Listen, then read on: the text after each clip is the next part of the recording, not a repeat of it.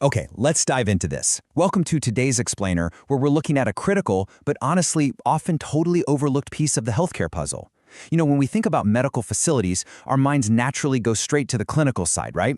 We think about life-saving treatments, advanced medicine, patient recovery, but behind every successful patient outcome is this intricate web of caregivers, front desk coordinators, and billing staff, and they're all operating in a highly demanding, super high-stakes environment.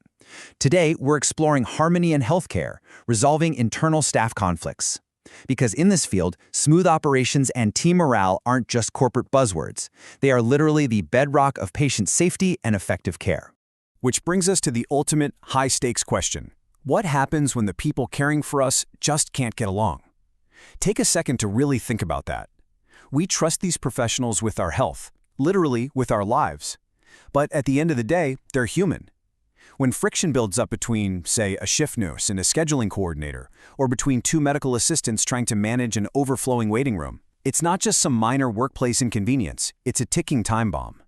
That tension radiates outward. It degrades communication, it breaks focus, and ultimately, it puts the very patients who rely on a cohesive team totally at risk. The crucial point here is summarized perfectly by this insight. Ignoring internal conflicts allows resentment to grow, which leads to turnover and reduced quality of care.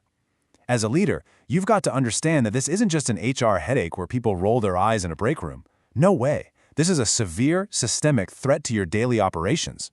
This right here is how you lose a charge nurse with 10 years of experience. When leadership just sweeps the rumblings of discord under the rug, resentment ferments. It drives your absolute best, most experienced talent right out the door. And that massive hit to team morale directly reduces the quality of care provided on the floor. You absolutely have to catch these issues before they explode. Moving into Section 1, root causes of friction, identifying the sparks before the explosion. Now, what's really interesting about this slide is how we can actually break down the anatomy of everyday friction into 4 specific root causes.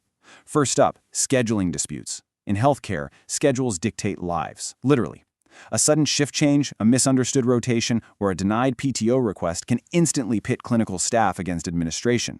Next, miscommunication or misinformation.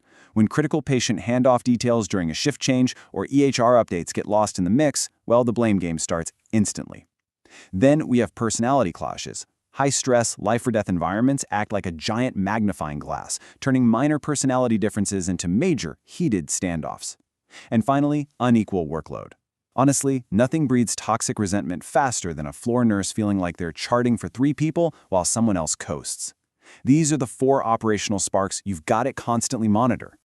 Next up is Section 2, the Conflict Resolution Plan, a tactical manual for leadership. Let's move to and see how this builds into a structured, step-by-step procedure to address issues fairly. Step 1. Meet privately with the parties involved.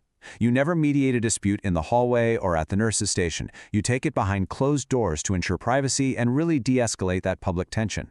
Step 2. Listen to each perspective without judgment. This is vital. You are fact-finding here, not picking favorites.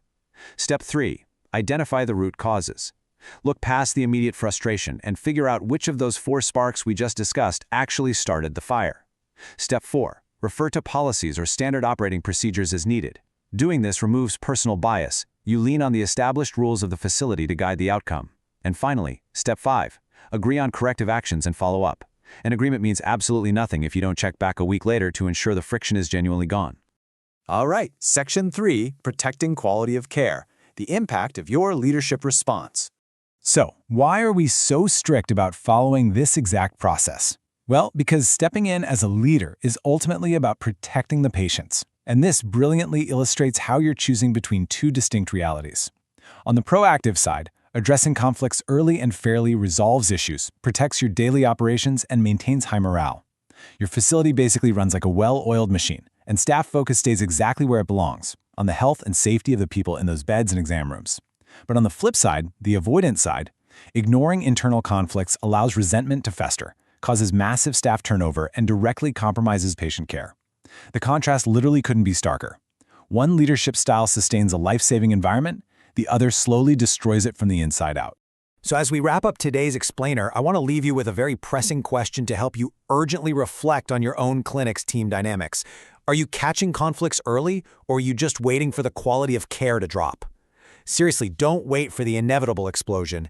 Take ownership, step in using the framework we've outlined today, and protect both your dedicated team and your vulnerable patients. Thank you so much for joining me for this explainer, and keep leading with purpose.